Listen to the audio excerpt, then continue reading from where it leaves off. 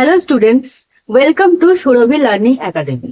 আশা করি তোমরা সবাই খুব ভালো আছো। আমি তোমাদের সুরভি ম্যাম, আর আমি আবারও চলে এসেছি তোমাদের জন্য একটা নতুন ক্লাস নিয়ে। আজ আমাদের আলোচনার বিষয় ক্লাস 8 এর ম্যাথমেটিক্স এর চ্যাপ্টার 12 মিশ্রণ, অর্থাৎ আজ আমরা মিক্সচার সম্পর্কে আলোচনা করব। তাহলে চলো দেরি না করে আজকের ক্লাসটা তাহলে আমরা শুরু করি। মিশ্রণ বলতে আমরা সাধারণত বুঝি দুই বা তার বেশি জিনিসকে একসাথে মেশানো।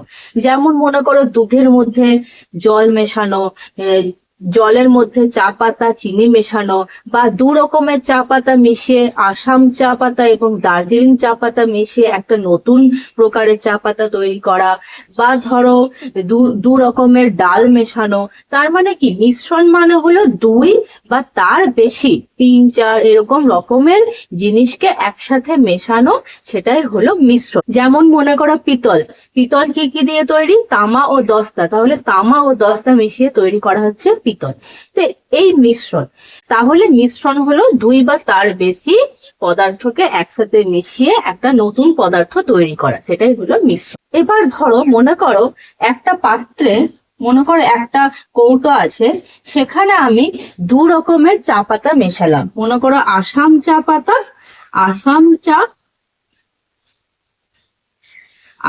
চা এবং দার্জিলিং চা, এই দু রকমের চা পাতা মনে করো আছে। এই দু রকমের চা পাতা আমি মেশাবো, আসাম চা পাতা মেশালাম এবং দার্জিলিং চা পাতা মেশালাম। দু রকম চা পাতা মিশিয়ে একটা নতুন চা পাতা আমরা তৈরি করলাম। ঠিক আছে, আসাম চা পাতা মিশিয়েছিলাম মনে করো 10 কেজি এবং দার্জিলিং চা পাতা মিশিয়েছিলাম মনে করো 15 কেজি। ঠিক আছে, একটা কি বললাম, তাহলে একটা পাত্রে মানে ধরে নাও একটা কৌটোতে আমরা আসাম চা মেশালাম 10 কেজি এবং দার্জিলিং চা মেশালাম 15 কেজি। এবার যদি কোশ্চেনটা এরকম হয় যে আসাম চা পাতা এবং দার্জিলিং চা পাতা কত অনুপাতে মিশিয়েছি, তাহলে সেটা কিভাবে বের করব? অনুপাত তো তোমরা ক্লাস 7এই পড়ে এসছো। অনুপাত মানে কি, দুটি সমজাতীয় রাশির মধ্যে তুলনা করা। এখানে সমজাতীয় রাশি মানে কি, যেমন 10 কিগ্রা 15 কিগ্রা। এখানে তো বলেনি যে 10 কিগ্রা আর 5 লিটার। যদি এরকম বলতো তাহলে সেটা সমজাতীয় রাশি হতো না। সমজাতীয় রাশি মানে সম এককের রাশি। যেমন এখানে 10 কিগ্রা আছে, 15 কিগ্রা আছে। এই তাহলে 10 কিগ্রা আসাম চায়ের সাথে 15 কিগ্রা দার্জিলিং চা কি অনুপাতে মেশাবো, সেটা কিভাবে বের করব? না, আসাম চা ইজ টু, অনুপাতকে আমরা সবসময় কি চিহ্ন দিয়ে লিখি? না, ইজ টু দিয়ে আমরা লিখি। আসাম চা দার্জিলিং চা, তাহলে আসাম চা হলো 10 কেজি এবং দার্জিলিং চা হলো 15 কেজি। তাহলে দেখো এদের যদি কাটাকুটি করি আমরা 5 দিয়ে, 5 2 10, 5 দিলে 15, তাহলে অনুপাতটা কি হলো? 2:3।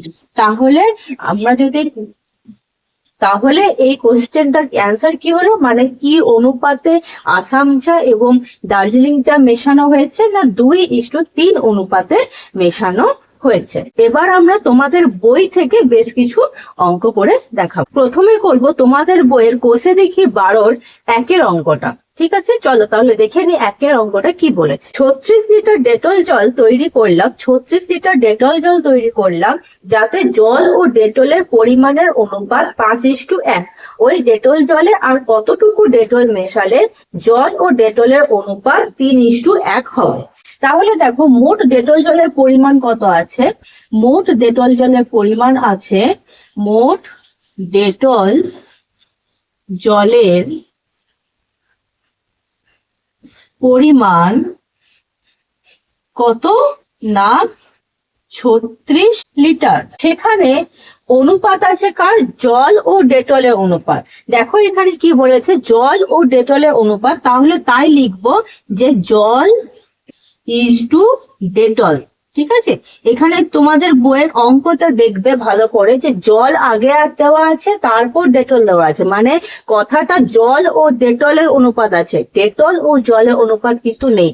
তাহলে যেরকম ভাবে বইয়ে লেখা থাকবে সেরকম ভাবেই আমরা লিখবো জল ও ডেটলের অনুপাত আছে কত, 5:1, 5:1। তাহলে এবার এদের যদি মোট অনুপাত করা হয়, যে মোট অনুপাত, অতএব মোট অনুপাত,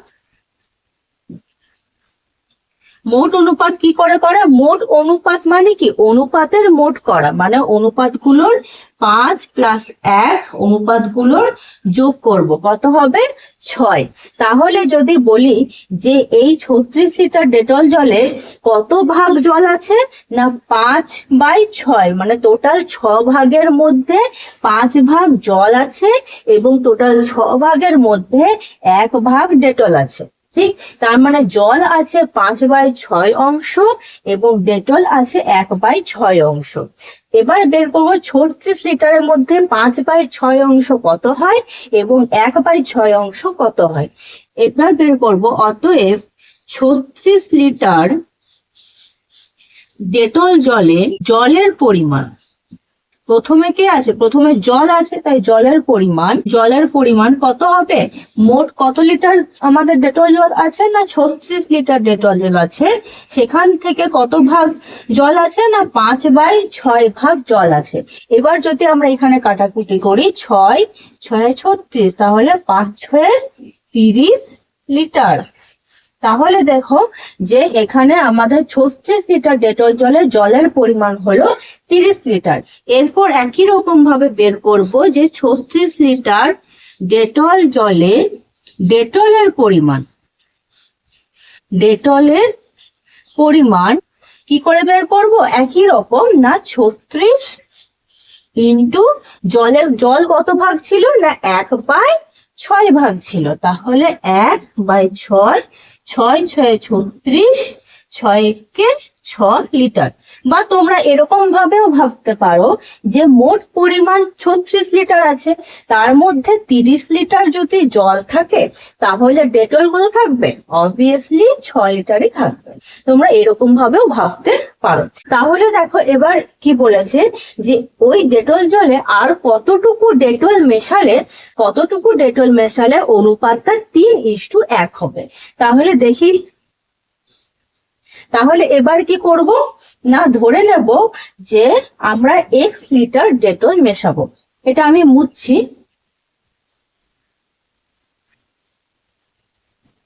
তাহলে লিখবো যে ধরি আরো x লিটার ডেটল মেশাতে হবে। ঠিক আছে, ধরলাম যে আরো x লিটার ডেটল মেশাতে হবে। তাহলে আমরা দেখতে পাচ্ছি আগে আমাদের ডেটলের পরিমাণ ছিল কত, 6 লিটার। 6 লিটার আমাদের ডেটল ছিল, তারপরেও কি করব, আমরা এর উপর আরো x লিটার ডেটল মেশাবো। তার মানে কি, যোগ করব, মেশানো মানে কি যোগ করা। তাহলে আমাদের এখন ডেটলের পরিমাণ কত হবে, এখন ডেটলের পরিমাণ হবে, এখন ডেটলের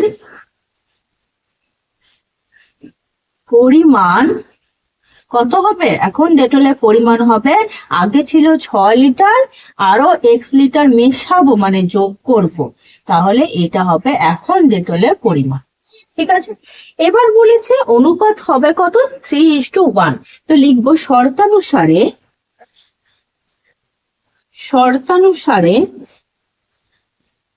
শর্তানুসারে কি, জল ইজ টু ডেটল, মানে কি জল আগে ছিল, জল আমাদের কত বেরিয়েছিল, জল আমাদের ছিল 30 লিটার, আর ডেটল কত, ডেটল হচ্ছে 6 + x সমান কত অনুপাত হবে, 3:1, মানে 3/1। ইজ টু কে আমরা বাই আকারেও লিখতে পারি। ঠিক আছে, এবারে কি করব, এটা আমরা ক্রস মাল্টিপ্লিকেশন করব, মানে কোনাকুনি গুণ করব।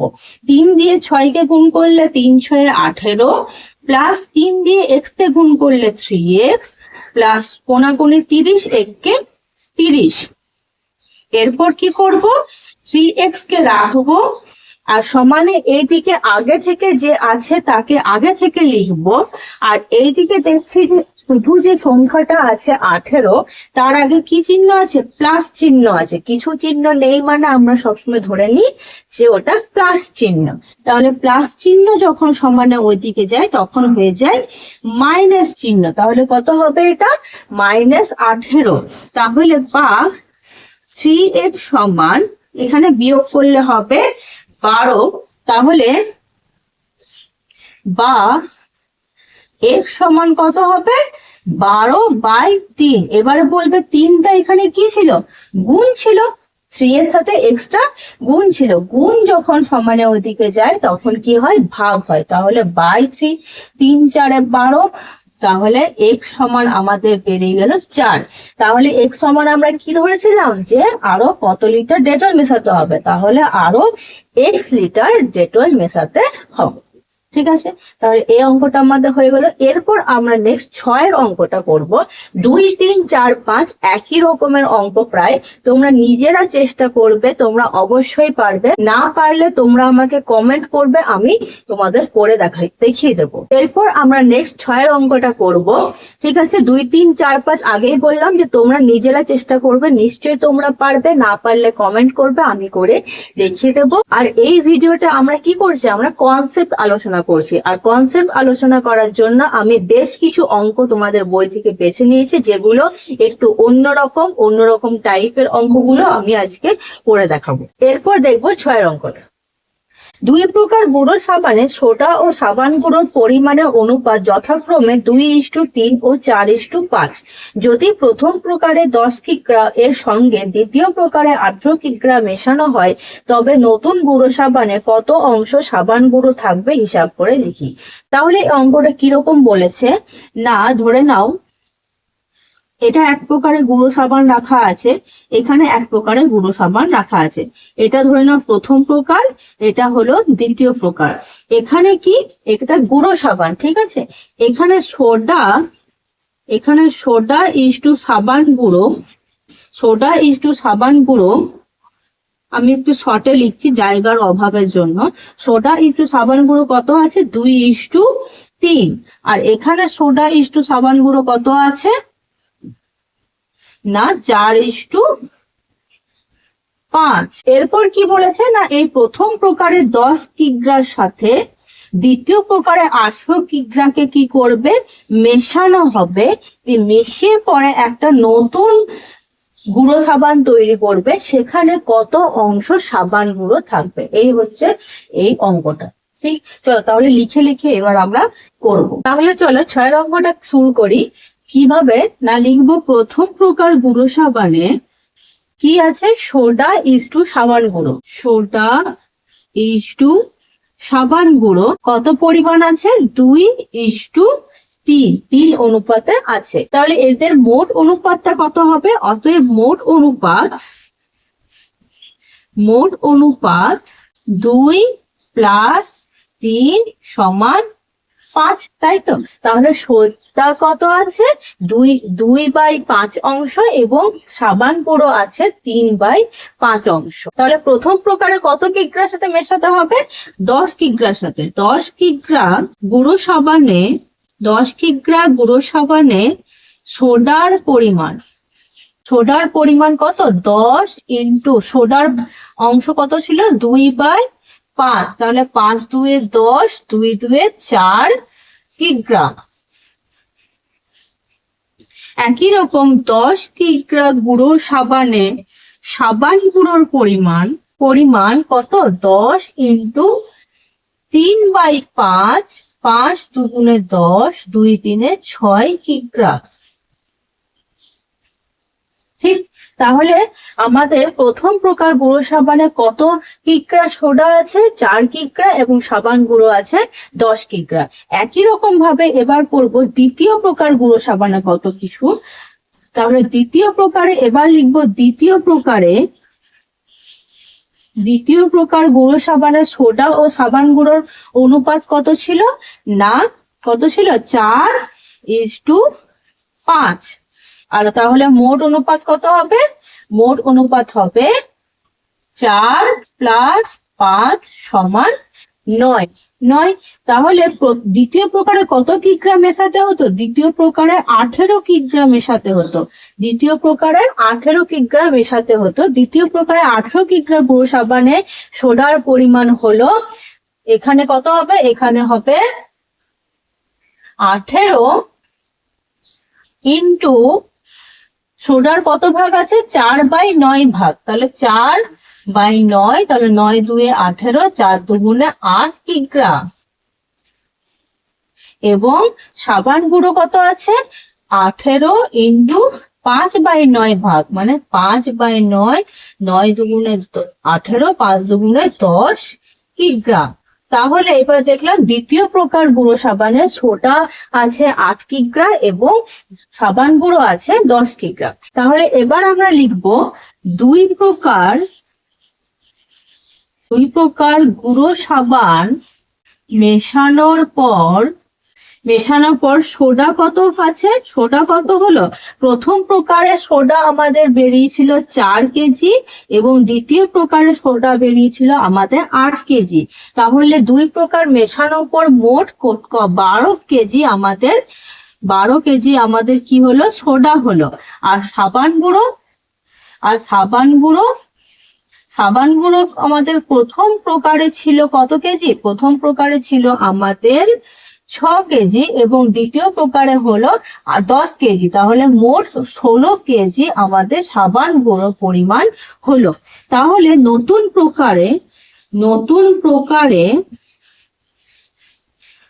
প্রকারে সোডা ইস্টু সাবান গুঁড়ো অনুপাত কত হবে? নতুন প্রকারে আমাদের মোট সোডা কত হলো? 12 এবং সাবান গুঁড়ো মোট হলো 16। তাহলে যদি কাটাকুটি করি, 2 6 12, 2 8 16, 3 2 6, না 2 3 6, 2 4 8, তাহলে 3:4। তাহলে নতুন প্রকারে সোডা ও সাবান গুঁড়ো অনুপাত হলো 3:4। কিন্তু আমাদের এখানে নির্ণয় করতে হবে যে সাবান গুঁড়ো কতটা অংশ আছে। তো এদের মোট অংশ কত? মোট অংশ হচ্ছে 7। 3 আর 4 এর মোট অনুপাত হবে 7। তাহলে সাবান গুঁড়ো আছে 4/7, মানে 7 মোট 7 ভাগের মধ্যে 4 ভাগ। অতএব সাবান গুঁড়ো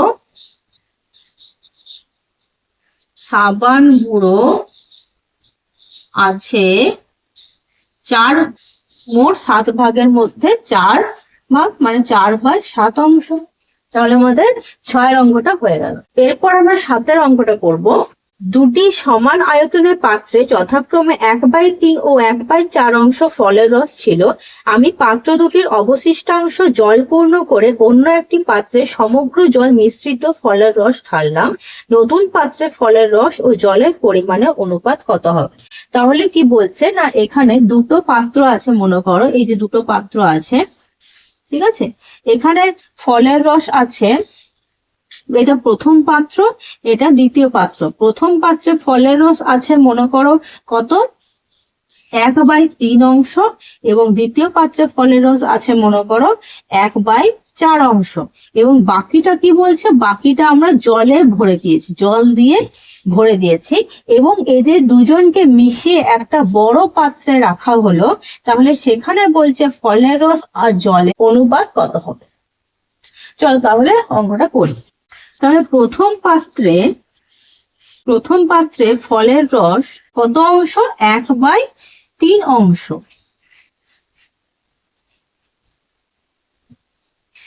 এবার মনে করো আমরা সবসময় কি ধরি? সবসময় আমরা সম্পূর্ণ অংশকে 1 ধরি। আমরা সবসময় সম্পূর্ণ অংশকে 1 ধরি। তো এবার যদি মনে করো যে ফলের রসই আছে 1/3 অংশ, তাহলে জল কত আছে? অতএব প্রথম পাত্রে জলের পরিমাণ কত? কি বলেছে যে বাকি অবশিষ্টাংশ মানে যে যে অংশটা বাকি থাকলো সেটা আমরা জল ঢাললাম। তো এক অংশ মনে কর টোটাল ছিল, তার থেকে ফলের রস 1/3 ছিল, তাহলে বাকি মানে কি করব, বিয়োগ করব। বিয়োগ করে বের করব যে কত অংশ জল ঢেলেছি। নিচে তো 3 হবে, এখানে কিছু নেই, তা 3 একে 3 মাইনাস 1 মানে 2/3 অংশ। একই রকম দ্বিতীয় পাত্রে ফলের রস কত অংশ ছিল, 1/4 অংশ। অতএব দ্বিতীয় পাত্রে জলের পরিমাণ কত না, 1 অংশ ছিল, তার থেকে বিয়োগ করব যে পরিমাণ ফলের রস ছিল। নিচে 4 হবে হরে, ওপরে 4 একে 4 মাইনাস 1 3/4 অংশ। তাহলে দেখলাম যে দ্বিতীয় পাত্রে আমাদের ফলের রস 1/4 অংশ এবং জলের পরিমাণ 3/4 অংশ। এবারে বলছে এদের দুজনকে মিশিয়ে একটা নতুন পাত্রে ঢেলেছি। তো মেশানো মানে সবসময় হয় যোগ। তার মানে প্রথম পাত্রে ফলের রস এবং দ্বিতীয় পাত্রে ফলের রসকে যোগ করব, এবং একই রকম প্রথম পাত্রে জল এবং দ্বিতীয় পাত্রে জলকে যোগ করব। ঠিক আছে, তাহলে এবার লিখবো নতুন পাত্রে মোট ফলের রস। নতুন পাত্রে মোট ফলের রস কত হবে, প্রথম পাত্রে আমাদের ছিল 1/3 এবং দ্বিতীয় পাত্রে ছিল 1/4। তাহলে এখানে 3 আর 4 যদি লসাগু করা হয় তো হবে 12। ঠিক আছে, 3 4 12, তাহলে 4 একে 4 প্লাস 4 3 12 হয়, তাই 3 একে 3, তাহলে এখানে হবে 7/12 অংশ। একই রকম নতুন পাত্রে মোট জলের পরিমাণ কত হবে, প্রথম পাত্রে জল ছিল আমাদের 2/3 এবং দ্বিতীয় পাত্রে জল ছিল 3/4। তাহলে এদের যদি আমরা করি, লসাগু করি, 3/4 হবে 12, তো 3 4 12, তো 4 এর সাথে উপরে 2 গুণ করলে 8, এবং 4 3 12, তো 3 এর সাথে উপরে 3 গুণ করলে 9, তাহলে 8 আর 9 যোগ করলে 17/12। অতএব নতুন পাত্রে ফলের